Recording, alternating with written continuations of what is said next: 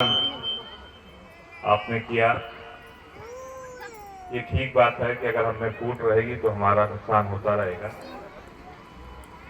आज के समय में बाबा भीमराव अम्बेडकर जी की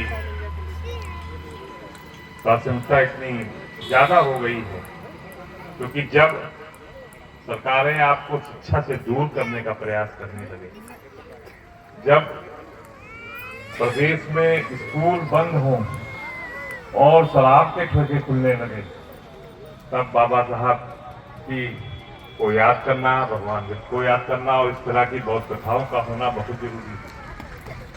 क्योंकि बाबा साहब कहा करते थे कि हाथ में किताब हो, पैरों में चप्पल भले ना हो। आपके पैरों में चप्पल ना हो लेकिन हाथ में किताब होना बहुत जरूरी है। और उन्होंने शिक्षा के लिए दिन रात काम किया और जिस शिक्षा के लिए काम किया वही शिक्षा हमसे छीने जाने का प्रयास चल रहा है। हमारे बीसी नहीं है, अब मैं गलत कह रहा हूं साहब बताना, हमारे समाज के बीसी नहीं है। कोई विश्वविद्यालयों में जो सबसे बड़ा अधिकारी होता है वो नहीं है। अगर होता तो शिक्षा का दर जाता। प्रोफेसर की भर्ती होती है, आपके समाज की नहीं हो पाती। पूरे प्रदेश में जब लिस्ट आती है तो कोई आपके समाज का, रैदास पासी बिरादरी का, धोबी बिरादरी का, धनु बिरादरी का, वाल्मीकि बिरादरी का कोई प्रोफेसर नहीं होता। तो लड़ाई बड़ी है। और याद रखिएगा, बाबा साहब ने ये कहा और दीवारों पर लिखा है, लेकिन अब वो कहना बहुत जरूरी है। शिक्षा वो शेरनी का दूध है जो पिएगा वो दहाड़ेगा।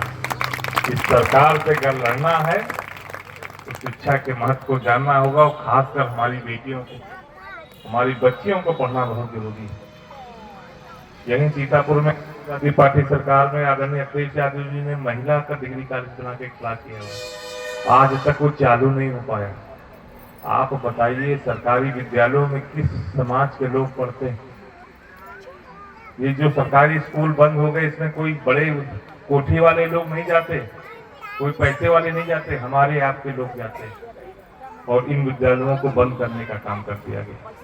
एक डिग्री कॉलेज जो आदरणीय अखिलेश यादव जी ने बनाया तो बन के खड़ा है, ताला लगा हुआ है।